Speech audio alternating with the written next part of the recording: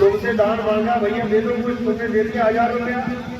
अब जाके मछली के पकौड़े खा रहा है, साथ में 800 की बोतल खरीद ली, तो कहाँ गया तुम्हारा दान? पाप में चला गया, क्योंकि तुम्हें कोई मिला ही नहीं जो तुम्हें बता सके कि दान देना है तो कहाँ देना है, पैसे लगेंगे तो कहाँ लगेंगे, फल मिलेगा तो कहाँ मिलेगा। ये सब भी गुरु ही बताता है। तो गुरु की मानता है कि गुरु होना ही चाहिए।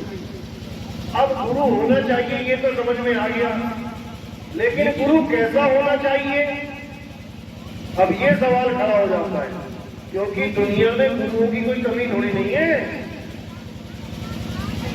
कहते हैं एक पत्थर हटाओ तो 3-4 गुरु निकल आते बीच में से। कितने गुरु हो चुके हैं, गांव गांव में कोई ना कोई गुरु बन के बैठा है। आश्रमों में अवतार लगे हुए हैं। हरिद्वार चले जाओ, इतने लोगों के घर नहीं होंगे जितने आश्रम में वहां पे। ऋषिकेश चले जाओ, काशी चले जाओ, गुरु ही गुरु बैठे हैं। और सबसे बड़ी बात यह है कि सारे ही गुरु तुम्हें भगवान का नाम देते हैं जपने के लिए। जिस भी गुरु के पास चले जाओ तुम्हें कोई ना कोई मंत्र पकड़ा देगा जपने के लिए। तो फिर तो एक ही गुरु बहुत है सारे संसार में, वही सबको मंत्र दे दे। इतने सारे गुरुओं की क्या जरूरत है?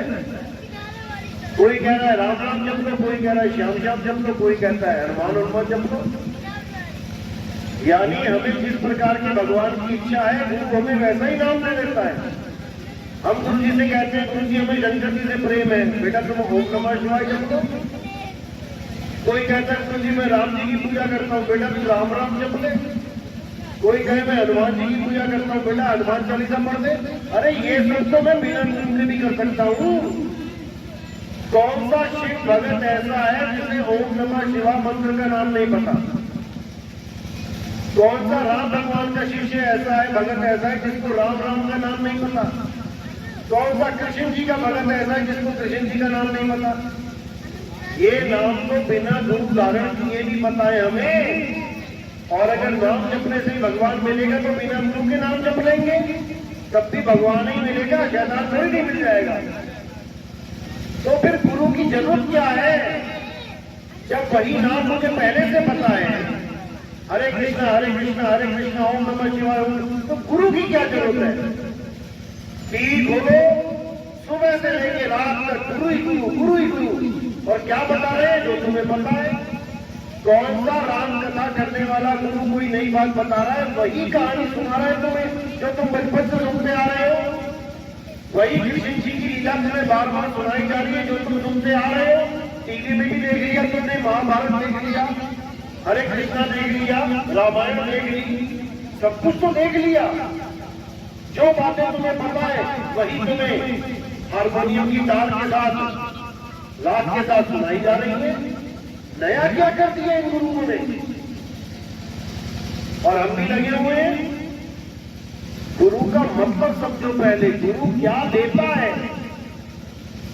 गुरु का मतलब होता है जो तुम्हें ज्ञान देता है, नाम नहीं देता। यहां उल्टा काम चल रहा है। यहां गुरु नाम दे रहा है। याद करो बचपन में तुम स्कूल गए, तुमने गुरु धारण किया, कौन सा नाम दिया जपने के लिए? गुरु ने तुम्हें ज्ञान दिया। 2 एकम 2, 2 दूनी 4, ये ज्ञान दिया तुम्हें, और तुम उस ज्ञान को आज तक लेके बैठे हो। नाम नहीं दिया जपने को। अगर नाम दिया होता जपने के लिए तो आज भी जप रहे होते। तुमने किसी सिलाई करने वाले दर्जी को गुरु बना लिया। अब वो तुम्हें कोई नाम नहीं देगा, वो तुम्हें ज्ञान देगा। बेटा पैंट की कटाई ऐसे होती है, शर्ट की ऐसे होती है, सलवार सूट की ऐसे होती है, सिलाई ऐसे होती है, हर चीज ज्ञान देगा। बहुत अच्छी बात है, गुरु ज्ञान ही देता है। तुमने किसी मोटर मैकेनिक को गुरु बना लिया, अब वो भी तुम्हें नाम नहीं देगा जपने के लिए, वो तुम्हें ज्ञान देगा। कैसे बिजनेस को खोलना है, कैसे क्या करना है, मोबिल ऑयल कितना डालना है, सारा ज्ञान देगा। कोई भी गुरु बना रहा है दुनिया में जो तुम्हें कोई काम सिखा रहा है, वो तुम्हें ज्ञान दे रहा है, सिवाय एक के। कौन? ये जो भगवान के नाम पे गुरु बने बैठे हैं। ये तुम्हें कोई ज्ञान नहीं दे रहे, ये तुम्हें नाम दे रहे हैं, और वो नाम दे रहे हैं जो तुम पहले से जानते हो। तो इस गुरु का फायदा क्या हुआ? क्या फायदा हुआ इस गुरु का? कोई फायदा नहीं हुआ। अब करना क्या है? अब उस गुरु को ढूंढना है जो तुम्हें नाम ना दे, जो तुम्हें ज्ञान दे। कौन सा ज्ञान दे? जो मुझे नहीं पता है। मैं मोटर मैकेनिक के पास ज्ञान देने गया, मुझे नहीं पता था कि इंजन कैसे खोला जाता है, इंजन कैसे बनाया जाता है। मैं दर्जी के पास गया, मुझे नहीं ज्ञान था कैसे कटाई करते, कैसे सिलाई करते हैं। मैं किसी सुनार के पास गया, मुझे नहीं ज्ञान था कि कैसे सोने को डाला जाता है, कैसे जेवर बनाए जाते हैं। जो मुझे नहीं पता है वो बात मेरा गुरु मुझे बताए, तब समझो कि तुम्हें कोई ज्ञान मिला है। नहीं तो तुम्हें वही नाम मिल गया जो तुम बचपन से सुनते आ रहे थे। कोई फायदा नहीं है ऐसे गुरु का। और तुम्हें जो नाम दिया जा रहा है वो भी क्या दिया जा रहा है? केवल 52 अक्षर। ये जितने भी नाम हैं दुनिया में, ये कैसे पैदा हुए? किसी भी भगवान का नाम, किसी भी जात का नाम, किसी भी धर्म का नाम, किसी भी देश का नाम कैसे आया? याद करो एक दिन जब आदमी आदि मानव के रूप में था। आदि मानव सुना है ना? आप 8वीं 7वीं क्लास में आ जाता है आदि मानव के बारे में, कि आदि मानव वो है जो बिल्कुल शुरुआत में इंसान की जो उनको प्राप्त किया जाता है। ना पहनने के लिए कपड़े हैं, ना खाने के लिए अनाज है, ना रहने के लिए घर है, बंगले हैं। जानवर में जानवरों की तरह रहता है। ना कोई अक्षर है बोलने के लिए, ना कोई भाषा है। जब कोई अक्षर ही नहीं है उसके पास, तो कौन सा नाम जपता? अगर मुक्ति प्राप्त करनी होती, भगवान को प्राप्त करना होता। ये सारे नाम कब आए? जब आदि मानव ने अक्षरों की खोज करी। अक्षरों की खोज बाद में करी। सबसे पहली खोज क्या है आदि मानव की? अग्नि तत्व। सबसे पहले आग की खोज करी। पत्थर से पत्थर टकरा के आग पैदा करी। वहीं से खोज शुरू हो गई। आगे से आगे वो खोजता ही चला गया। पहिए की खोज करी, गोल पहिए की। उसके बाद अक्षरों की खोज करी। ये सारे अक्षर हिंदी, पंजाबी, उर्दू, फारसी, ये सब आदि मानव ने खोजे हैं। जो भारत में आने मानव थे उन्होंने हिंदी भाषा खोज ली। जो अमेरिका, इंग्लैंड में थे उन्होंने अंग्रेजी भाषा खोज ली। जो अरब देश में थे उन्होंने अरबी भाषा खोज ली। जो जापान में थे जापानी भाषा खोज ली। हर देश में जो आदि मानव थे जहां जहां पे, उन्होंने अपनी अपनी भाषा का विस्तार कर दिया, अक्षर पैदा कर दिए। अब उन्हीं अक्षरों के द्वारा संसार में हर चीज का नाम रख दिया। अंग्रेजों ने रख दिया वाटर, स्काई, एयर। हमने रख दिया हवा, पानी, आकाश। जापान में कुछ और रख दिया, ताइवान में कुछ और रख दिया, नेपाल में कुछ और रख दिया, चाइना में कुछ और। सारे अक्षरों को पैदा करके बैठ गए। यहां तक तो मामला समझ में आता है, चलो कोई ना कोई तो नाम रखना पड़ेगा जो चीज दिख रही है अपनी अपनी भाषा में। लेकिन असली झगड़ा कहां हुआ? जब भगवान के नाम रख दिए। एक ने नाम रख दिया अल्लाह, एक ने रख दिया राम, एक ने रख दिया वाहिगुरु, एक ने रख दिया गॉड। अब झगड़ा मच गया। मेरा अल्लाह बड़ा नहीं, मेरा वाहिगुरु बड़ा नहीं, मेरा गॉड बड़ा। कभी पानी के ऊपर झगड़ा नहीं हुआ। जल बड़ा कि वाटर बड़ा कि नीर बड़ा कि धुएं बड़ा कि पानी बड़ा, कोई झगड़ा नहीं। झगड़ा भगवान का है। पानी दिखाई देता है इसलिए कोई झगड़ा नहीं। पानी दिखाई देता है इसलिए कोई झगड़ा नहीं। लेकिन भगवान दिखाई नहीं देता है, इसलिए झगड़ा। अब बस ये समझना है कि जब ये अक्षर नहीं थे तब कोई नाम नहीं था, ना मेरा नाम, ना तुम्हारा नाम, ना किसी जात का नाम, ना किसी धर्म का नाम, ना किसी पंथ का नाम। तब ये मंत्र कहां थे? राम का रा कहां से आया? जब या रा ला वा शा ये लाइन बनी तब रा आया, पा पा बा भा मा जब ये लाइन बनी तो मां आया, आ का डंडा लगाया, राम बन गया। अल्लाह का आ कहां से आया? जब आ ई बनी। वाहिगुरु का वाह कहां से आया? जब या रा ला वा बना। यानी सारे अक्षर इन्हीं अक्षरों में से निकले हैं, इन्हीं को 52 अक्षर कहा जाता है। अब जितने गुरु संसार में बैठे हैं और तुम्हें 52 अक्षरों में नाम दे रहे हैं, बेटा ये जप ले, बेटा वो जप ले, बेटा ये जप ले, ये सब 52 अक्षरी गुरु हैं। ये सब 52 अक्षर देने वाले गुरु हैं, होठ से देने वाले गुरु हैं।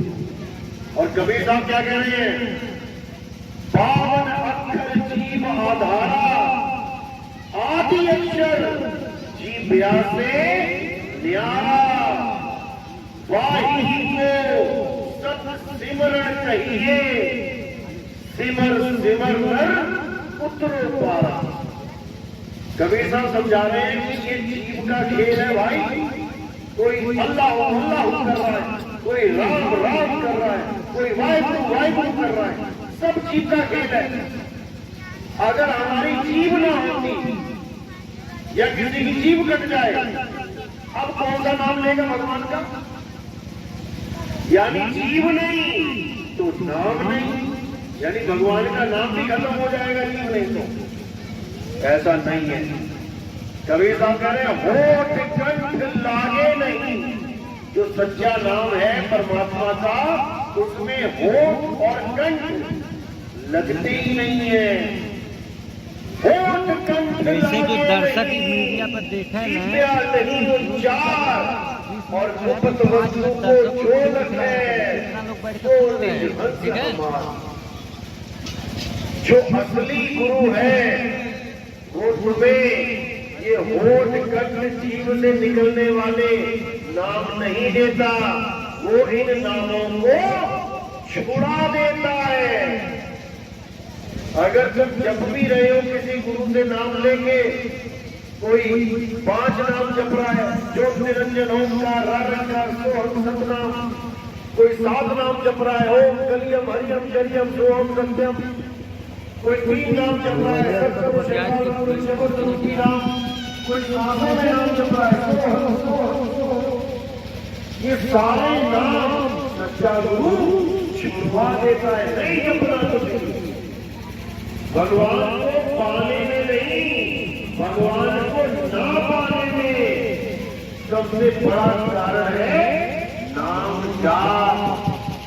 तुम नाम जपते हो इसलिए तुम कभी भगवान को पा ही नहीं सकते। भगवान को जपना नहीं है उसके नाम को, भगवान को खोजना है। जब प्यास लगती है तो पानी पानी जपना शुरू कर देते हो क्या? या पानी खोजना शुरू कर देते हो? चाहे घर में ही बैठे हो अपने, प्यास लगी तो कहां भागते हो? रसोई की तरफ। रसोई में जाके देखते हो मटका पड़ा है, मटका देखा खाली है, आप क्या करोगे? अब आवाज हो जाए पानी कहां रखा भाई? खोदो, जब खोदोगे वस्तु मिलेगी। और प्यास लगने पे बैठ के पानी पानी जपने लग गए तो कभी गला गीला होने वाला नहीं है। इसी को कबीर साहब कह रहे हैं, वो कहां ढूंढे रे बंदे, मैं तो तेरे पास में खोजी होए, तुरंत मिल जाओ एक पल की तलाश में। खोजी तो बनाओ, परमात्मा तुम्हारे बिल्कुल पास है। इतनी दूर तो तुम्हारे माँ बाप भी नहीं है, जितना त्रास वो है, लेकिन हम जान नहीं पा रहे हैं। हम मंदिरों में भाग रहे हैं कि वहां भगवान है, हम तीर्थों में भाग रहे हैं कि वहां भगवान है, और भजन क्या गा रहे हैं? मेरे रोम रोम में बसने वाले राम, भजन ये गा रहे हैं, रोम रोम में बसने वाले राम। और उसको ढूंढने कहां जा रहे हैं? मंदिर में। अब पूछो क्या मंदिर में रोम लगे हैं क्या? कहां लगे रोम? रोम कहां है? इस काया में है रोम। रोम रोम में बसने वाला राम, वो है असली राम जिसको खोजना है, वो है असली परमात्मा।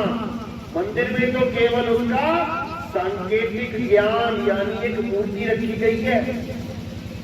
तुम्हारे दादाजी की मूर्ति लगी चौराहे पे, बहुत बढ़िया काम किया। दादाजी की मूर्ति लगी, हम खाना खिलाने दादाजी को, दादाजी के कमरे में जाओगे कि मूर्ति के पास लेके जाओगे? चौराहे पे थाली लेके जाओगे? दादाजी को खाना खिलाना है तो दादाजी के कमरे में लेके जाओगे कि चौराहे पे लेके जाओगे थाली? उनकी मूर्ति को खाना खिलाने के लिए। बस यही अज्ञान है। अब जिसको पता ही नहीं है कि दादाजी यही रहते हैं, वो बेचारा मूर्ति के पास जा रहा है खाना खिलाने। और जिसको पता है कि मेरे दादा मेरे पास है, वो कभी मूर्ति की तरफ देखेगा भी नहीं। इसी प्रकार जब हनुमान जी को पूछा गया कि भाई तुम्हारे राम तो जाने वाले हैं, अब तुम कैसे उनका दर्शन करोगे? तो हनुमान जी ने क्या एड्रेस बताया था? अयोध्या का एड्रेस बताया था कि वहां पे मंदिर जाया करूंगा मैं दिन रात। क्या किया था उन्होंने? अपनी छाती फाड़ के दिखाई। देखा ना सीन छाती वाला? कौन बैठा छाती में? राम बैठे हैं छाती में। यानी मेरा राम मुझ में बैठा है, मुझे किसी मंदिर में जाने की जरूरत नहीं है। लेकिन ये तब होगा जब तुम गुरु धारण करोगे। वो गुरु तुम्हें समझाएगा कि बेटा तेरा राम कहां बैठा है। नहीं तो अगर उस राम के पास जा रहे हो जो मंदिर में बैठा है, तो पता लगा कि कोई चोर घुसा और राम जी की मूर्ति ही अष्टधातु की उठा के ले गया। गल्ले टूट जाते हैं, मंदिरों के घंटे चोरी हो जाते हैं। देखो अखबारें भरी पड़ी हैं, यहाँ तक कि भगवान की मूर्ति को ही उठा के ले जाते हैं इंटरनेशनल मार्केट में बेचने के लिए। बताओ, भगवान ही उठा के ले गए। इसी को समझना है। असली राम, उसको कोई हाथ भी नहीं लगा सकता। कौन है असली राम? उसका नाम है आत्म राम। कभी सुना है आत्म राम? आत्मा का नाम सुना है? ये आत्मा ही असली राम है, जिसके लिए कृष्ण जी ने गीता में समझाया, हे अर्जुन, ये आत्मा अजन्मा है, नित्य है, शाश्वत है। इस आत्मा को ना तो कोई शस्त्र काट सकता है, ना अग्नि जला सकती है, ना वायु सुखा सकती है, ना जल भिगो सकता है। ये है असली आत्मा, आत्म राम। इसी को जानना है। जिसको शस्त्र काट दे, जिसको पानी डुबो दे, जिसको हवा सुखा दे, अग्नि जला दे, वो असली राम नहीं है। शरीर असली राम नहीं है। तुम राम जी के शरीर को राम समझ बैठे हो, जिसको पानी ने डुबा दिया था। अंत में राम जी कहां गए थे लीला करके? कैसे लीला समाप्त हुई? शरीर कैसे खत्म हुआ? जल समाधि लेके जल में डूब के प्राण त्याग किए उन्होंने। जिसको पानी ने गला दिया वो राम नहीं है। राम वो है जो उस शरीर को जला रहे थे। उसको पानी नहीं जला सकता। वायु नहीं सुखा सकती। शरीर राम नहीं है, राम आत्मा है। यही गीता में समझाया अध्याय 2 में, हे अर्जुन तू और मैं शरीर नहीं है, शरीर तो इस आत्मा के कपड़े हैं। कपड़ों के मारे जाने पर, कपड़ों के फट जाने पर भी आत्मा को कभी कुछ नहीं होता। हम और तुम आत्मा है, शरीर नहीं। कितना समझाया। और ये जितने भी गुरु बैठे हैं यही लाइनें भी पढ़ रहे हैं, लेकिन फिर घुमा के शरीरों की पूजा में लगे पड़े। इनको खुद ही समझ में नहीं आ रहा कि मैं बोल क्या रहा हूं और कर क्या रहा हूं। गीता में बिल्कुल स्पष्ट बोला है अर्जुन, 2 प्रकार के तत्व हैं, एक असत और एक सत। असत तत्व वो है जिसका नाश हो जाता है, जो बदल जाता है, जो पैदा होता है और मर जाता है, यानी शरीर। ये शरीर असत्य है। और सत्य क्या है? सत्य केवल आत्मा है। हे अर्जुन, आत्मा को जानने वाले कभी वापस इस जड़ संसार में, इस माया के संसार में नहीं आते। और जो आत्मा को नहीं जान पाते, जो शरीरों की पूजा में जीवन बर्बाद कर देते हैं, वो बार बार इस संसार में आते हैं। नाना प्रकार की योनियों में उनको जन्म लेना पड़ता है। कभी कुत्ता बन के आते हैं, कीड़े पड़ जाते हैं, गांव गांव में कुत्ता घूमता है, कोई मदद नहीं करता, सब लाठी देके दौड़ाते हैं। कौन है ये लोग? ये वही हैं जो अपने जीवन में आत्म ज्ञान को जान ही नहीं पाए। कभी सांप निकलता है घर के पास, तो लाठी लेके दौड़ाते हैं। कौन है ये लोग? ये वही हैं जो सारी उम्र सांपों को ही दूध पिलाते रहे और अंत समय में सांप की योनि में पड़ गए। क्योंकि आप जिसकी पूजा करोगे आपको वैसा ही फल मिलेगा। आप पीपल पूजोगे, आपको अगले जन्म में पीपल बन के आना पड़ेगा। आप सांप की पूजा करोगे, आपको अगले जन्म में सांप बन के आना पड़ेगा। आप गाय की पूजा करोगे, आपको गाय बन के आना पड़ेगा। और ये अचल नियम है प्रकृति का। एक ऋषि था, सारी उम्र हरिओम हरिओम, ओम नमः शिवाय, ओम नमः शिवाय सारे नाम जपता रहा। जपते जपते जपते जपते बूढ़ा हो गया। अब जब बूढ़ा हो गया तो उसके आश्रम में कहीं से एक हिरण का बच्चा आ गया। अब हिरण के बच्चे से उसका मोह पड़ गया। खूब खिलाए, खूब पिलाए, टहलाए, बड़ा अच्छा लगे।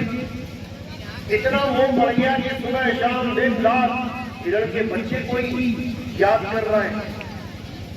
अब एक दिन बैठा भजन कर रहा था, इतने में मृत्यु आ गई। यमदूत सामने खड़े हो गए आगे, चल भाई। अब वो फिर यही सोच रहा है कि हिरण के बच्चे का क्या होगा, कहीं उसको शेर चीता ना खा जाए। हालांकि वो अच्छी बात सोच रहा है, किसी का भला सोच रहा है, लेकिन ये सोचना ही उसके पतन का कारण बन गया। हिरण के बारे में सोचता सोचता उसने प्राण त्याग कर दिए और उसको वापस इस दुनिया में हिरण बन के आना पड़ गया।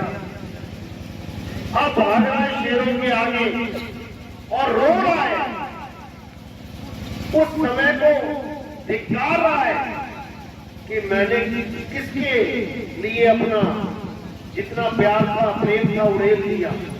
मैंने किसके विचार में ये त्याग किया थे। इसी प्रकार जिसका भी हम विचार करते हैं, जिसको भी हम पूजनीय मानते हैं, जिसकी भी हम पूजा करते हैं, अंत समय में हमें वही रूप धारण करना पड़ता है। तुलसी की पूजा करोगे, जल चढ़ाओगे, तो तुम्हारे ध्यान में तुलसी ही रहेगी। सुबह उठते ही अपने आप दिमाग में आ आ जाएगा, तुलसी को जल चढ़ाना है। और अगर वही तुम्हारी मृत्यु का समय हुआ और तुमने याद कर दिया कि तुलसी को जल चढ़ाना है, तो तुम्हें तुलसी का पेड़ बनना पड़ जाएगा। ये इतना खतरनाक जाल है। इसलिए कबीर साहब कहते हैं कि भाई इस माया को, जड़ वस्तुओं को त्यागो। और किसको ध्याओ? आत्मा को ध्याओ। जल में मीन प्यासी, वो देखत आवे हासी। आत्म ज्ञान बिना नर भटके, कभी काबा कभी काशी। मुसलमान भाई है तो काबा की तरफ दौड़ रहा है, हिंदू भाई है तो काशी की तरफ दौड़ रहा है। क्यों दौड़ रहा है?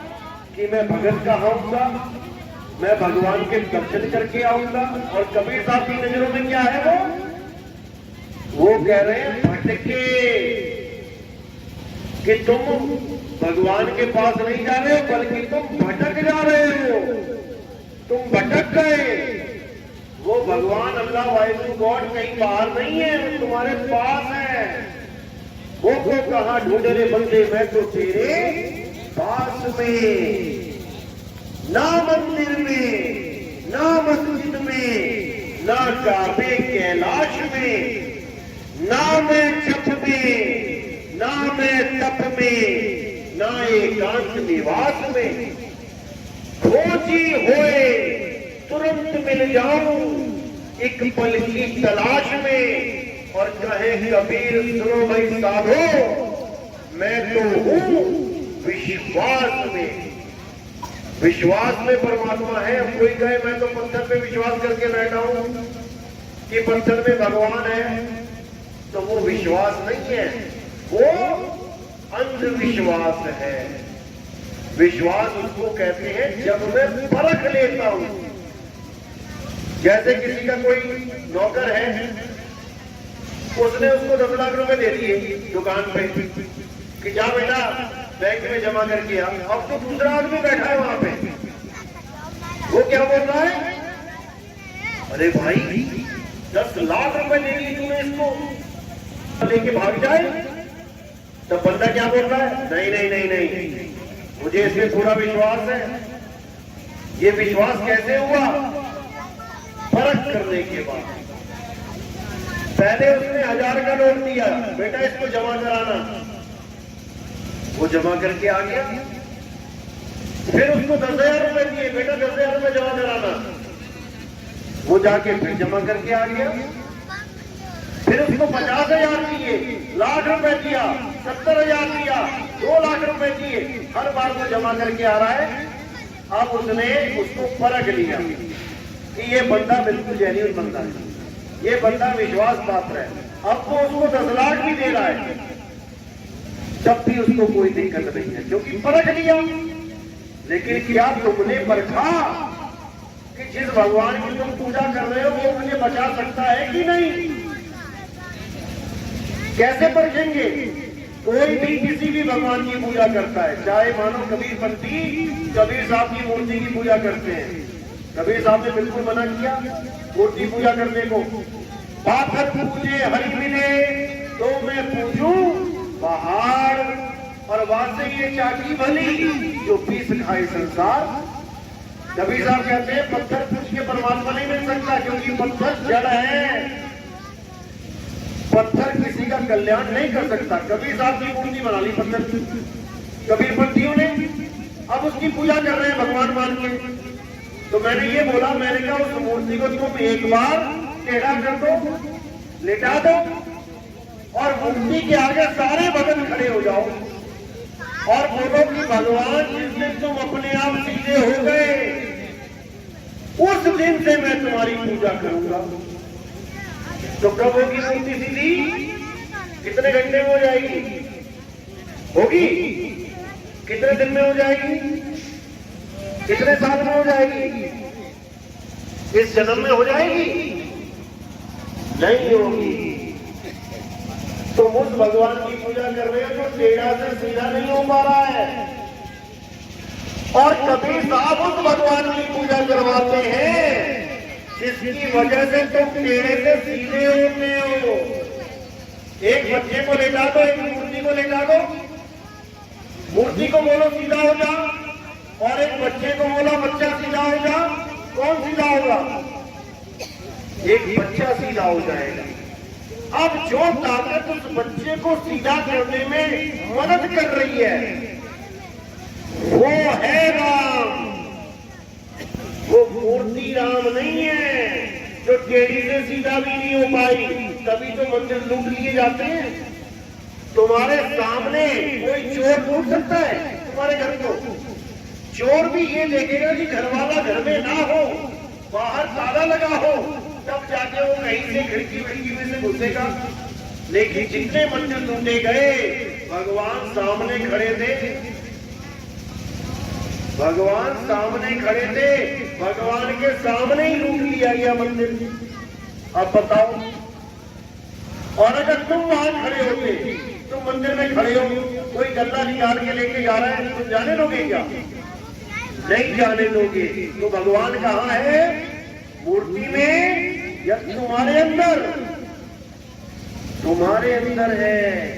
मुझ में राम, तुझ में राम, सब में राम समाया, सबसे कर लो प्रेम जगत में, कोई नहीं पराया। ये सारा झगड़ा केवल अक्षरों का है।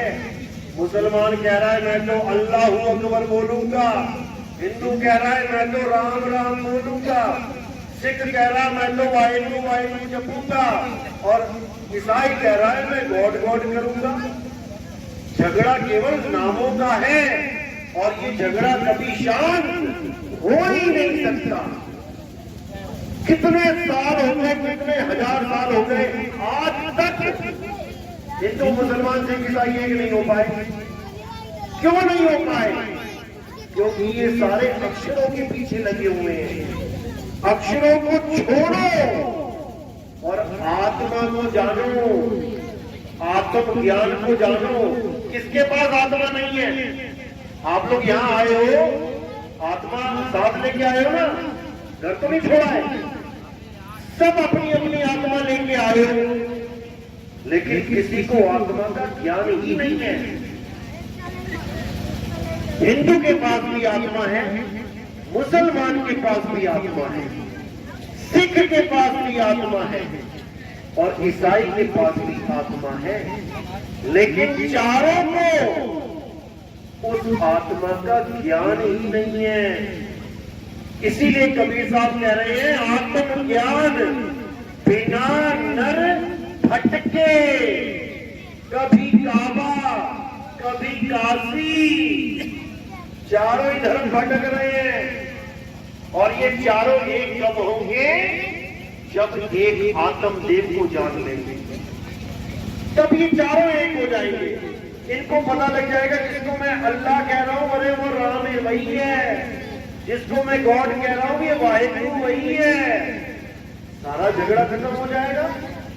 लेकिन झगड़ा कोई खत्म करना चाहता ही नहीं, सब बाबर अक्षरों में उलझे पड़ते थे। इसीलिए कबीर साहब कह रहे हैं, बार बार समझा रहे हैं कि अगर एक होना है तो आत्म ज्ञान को जानो। क्या है आत्म ज्ञान? आत्म ज्ञान का मतलब ये नहीं है कि कोई राम राम जपने लग जाए, या मुसलमान अल्लाह अल्लाह जपने लग जाए, सिख वाहिगुरु वाहिगुरु जपने लग जाए, हो जाएगा आत्म ज्ञान। नहीं होगा। आत्म ज्ञान का मतलब है अपना ज्ञान। मुझे किसी और का नाम नहीं जपना है, मुझे अपने बारे में पता करना है कि मैं क्या हूं। जैसे आत्म कथा का मतलब क्या है? अपनी कथा लिखना, किसी और की कथा नहीं लिखना। अपनी कथा लिखना ही आत्म कथा है। आत्म हत्या, खुद की हत्या करना, किसी और की नहीं। खुद की हत्या करना आत्म हत्या है। आत्म रक्षा, खुद की रक्षा करना, ना कि किसी और की रक्षा करना आत्म रक्षा है। आत्म निर्भर, खुद पे निर्भर हो जाना, ना कि किसी और पे निर्भर रहना आत्मनिर्भर कहलाता है। किसी प्रकार आत्म कल्याण, खुद का कल्याण करना, किसी प्रकार आत्म ज्ञान यानी किसी और की पूजा नहीं, खुद को जानना आत्म ज्ञान है। और खुद को जाने बिना परमात्मा को नहीं जान पाओगे। जब लगना चीनोगे आत्म, तब लगना मिली है परमात्म। आत्म चीने परमात्म चीने, संत कहावे सोए, यह भेद काया से न्यारा, पूछे बिरला कोई। जब तक आत्मा को नहीं जानोगे परमात्मा नहीं मिलेगा।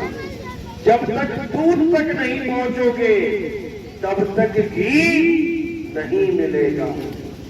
इसी प्रकार जब तक खुद को नहीं जानोगे तब तक खुदा नहीं मिलेगा। इसीलिए सबको आत्म ज्ञान की प्राप्ति करनी चाहिए। तो पूजा पाठ करना चाहिए कि नहीं? क्या समझ में आया? हाथ खड़े करो, किसकी समझ में आया? पूजा पाठ करना चाहिए। कौन कहता है? हाथ खड़े करो। इतना सत्संग सुन के पूजा पाठ नहीं करना चाहिए, हाथ खड़े करो। कुछ भी नहीं, कोई बात नहीं। गीता क्या कहती है? गीता पढ़ो, अध्याय 3। अध्याय 3 में 11, 12, 13, 14, 15, 16 ये श्लोक पढ़ोगे। क्या लिखा है?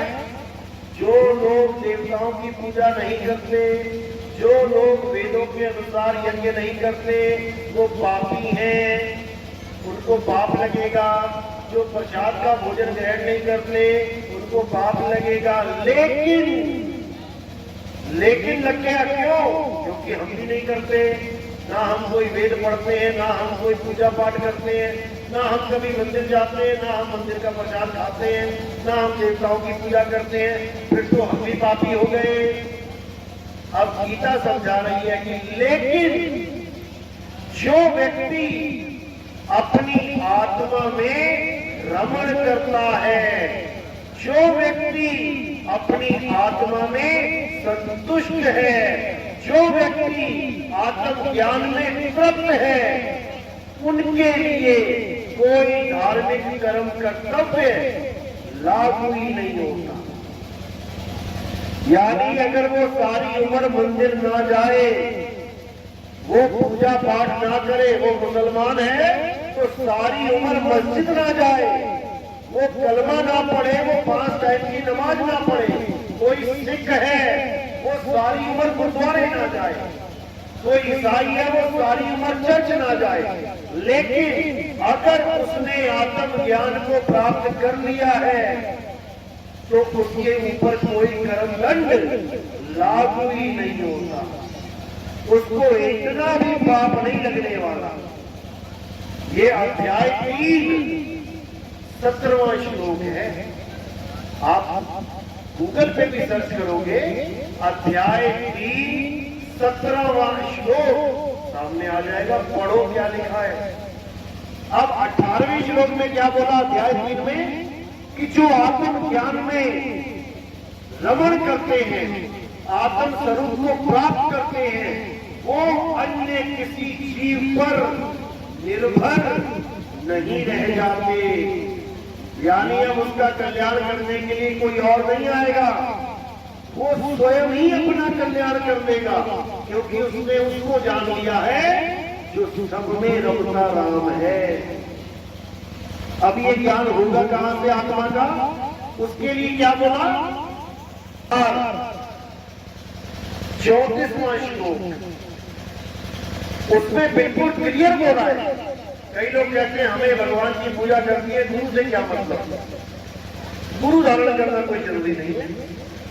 अध्याय 4 34वां श्लोक कहता है कि हे अर्जुन, जो आत्म ज्ञान मैंने रणभूमि में तुझे समझाया है, यानी जो बोल के थ्योरी पार्ट मैंने समझा दिया है, उस आत्म ज्ञान को प्राप्त करने के लिए तुम किसी ऐसे गुरु की शरण में जाओ जिसने आत्मा को जान लिया है, जिसने आत्म ज्ञान को प्राप्त कर लिया है। केवल वही गुरु तुम्हें तुम्हारी आत्मा का ज्ञान दे सकता है। नहीं तो और इस दुनिया में कोई नहीं दे सकता। मंत्र दे सकते हैं, मूर्तियां दे सकते हैं, तीर्थों में जाने का आदेश दे सकते हैं, नदियों में नहाने का आदेश दे सकते हैं, लेकिन आत्म ज्ञान नहीं दे सकते।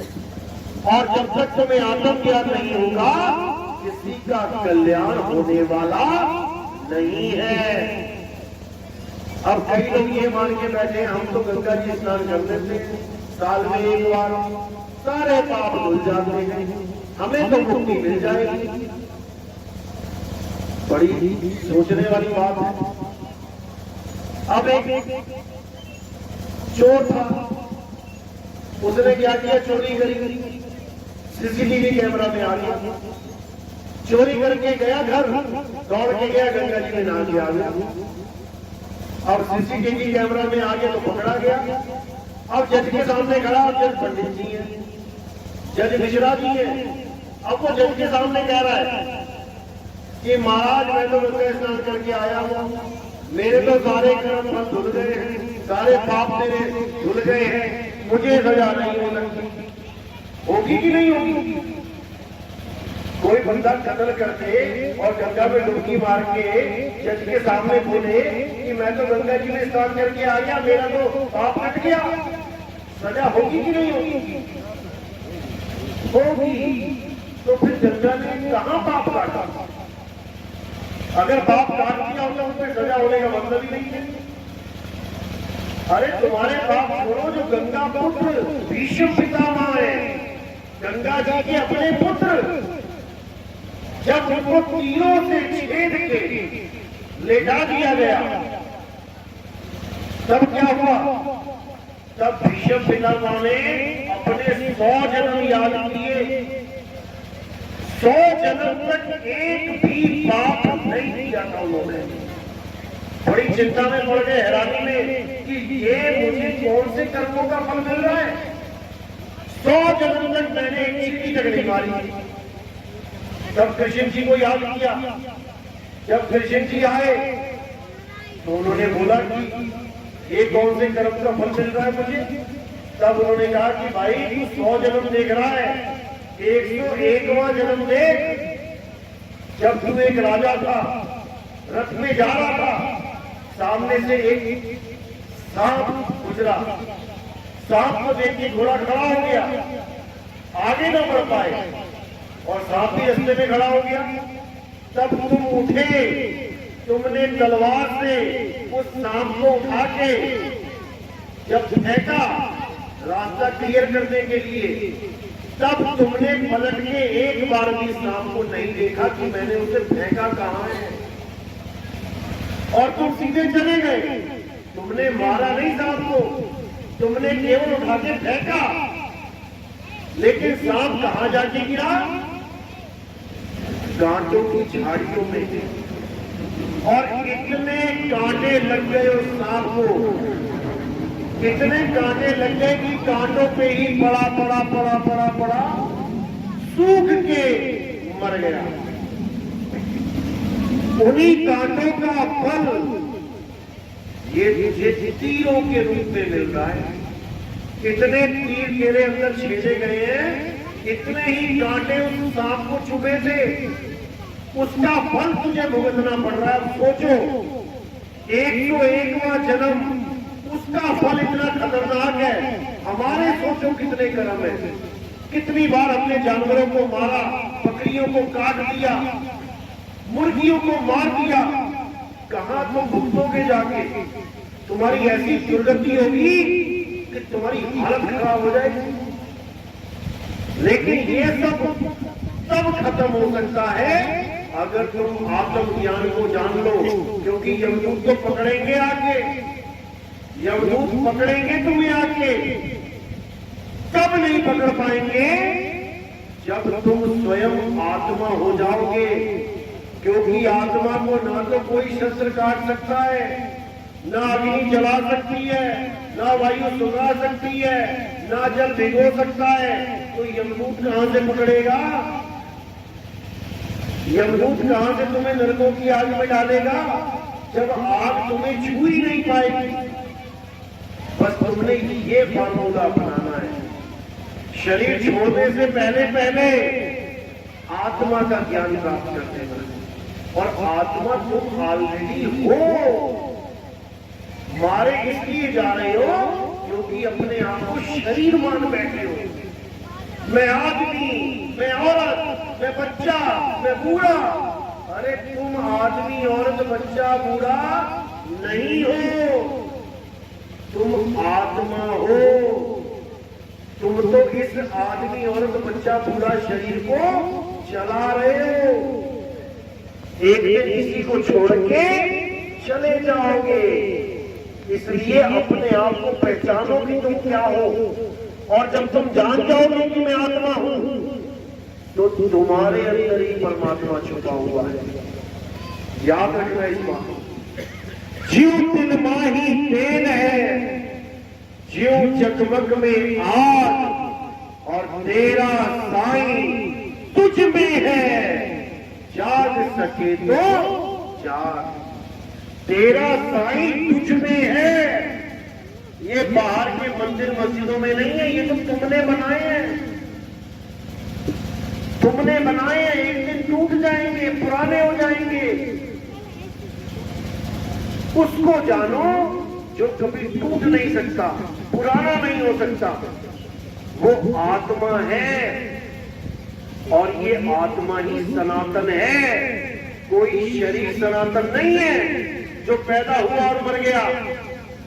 अध्याय 2 24वां श्लोक पढ़ो, जो कहते हैं हम सनातनी हैं, हम सनातनी हैं।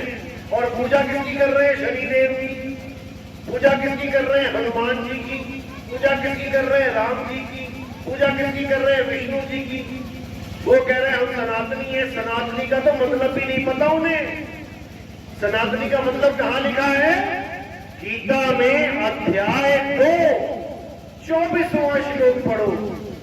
हे अर्जुन, ये आत्मा अजन्मा है, नित्य है, शाश्वत है, पुरातन है, अचल है, अपोल है, अटोल है।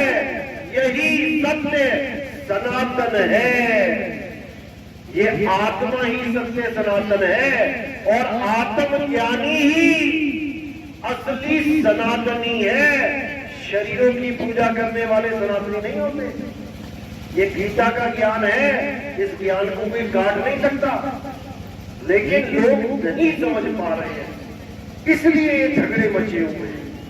आत्मा का ज्ञान सारे धर्म के लोगों को हो जाए तो सारे एक हो जाएंगे, विरोध रह ही नहीं जाएगा, क्योंकि सभी आत्मा हो जाएंगे। जब शरीर ही नहीं रहे तो धर्म जात पात कहां से आएगी? ये तो सब शरीरों का खेल है, अक्षरों का खेल है। तो आत्मज्ञान ही सबसे श्रेष्ठ ज्ञान है, जो गीता में, संतों की वाणियों में, हर जगह आपको मिल जाएगा। बस ढूंढो तो सही। तो इसी के साथ आज का सत्संग समाप्त करते हैं। हमारा सत्संग YouTube चैनल पे आता है। चैनल का नाम है कहत कबीर सुनो भाई साधो। आपने ये टाइप करना है, और टाइप करने के बाद मेरा नाम लिखना है।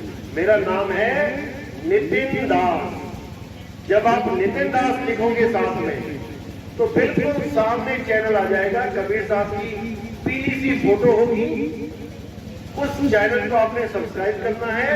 उसमें सत्संग दिए गए हैं serial wise, 1 number, 2 number, 3 number, 4, 5, 6, 7 ऐसे करते करते 209 सत्संग अभी तक हमने किए हैं। उसके अलावा लाइव सत्संग, जैसे यहाँ प्रोग्राम हो रहा है, ये भी डला हुआ है। शंकर समाधान भी डली हुई है। टोटल 550 600 वीडियो उसमें पड़ी है। आप सीरियल वाइज उसको सुनोगे, आपकी सारी शंकाएं खत्म हो जाएंगी। आपको समझ में आ जाएगा कि इंसान जन्म मिला है तो क्यों मिला है, और इस इंसान जन्म को सफल करने के लिए आप बिल्कुल सही मार्ग पर निकल पड़ोगे। तो आज का सत्संग यही समाप्त करते हैं। बोलिए परमपिता परमात्मा की, सत्रबंदी छोड़ कबीर साहिब की, सभी संतों की, सकल अंशों की, साहेब की सतनाम। किस किस को मेरी बात समझ में आई है वो एक बार हाथ खड़ा कर दे। किस किस के समझ में आई? बहुत अच्छी बात है, लगभग 80-90% लोगों के समझ में आ गई है, क्योंकि आज पहला सत्संग है, इसलिए बात अटपटी लग सकती है, बात बड़ी अजीब लग सकती है कि ये क्या बात हुई, भगवान की शुरुआत नहीं, भगवान से मिलाने की बात बताई है। शायद कहते हैं अटपट ज्ञान कबीर का झटपट लखा न जाए, और जो इसको झटपट लगे तो सब खटपट मिट जाए। तो खटपट मिटानी है और आत्मज्ञान की तरफ बढ़ना है। अब आरती में टाइम है, आरती का भेद बता देता हूं मैं आपको।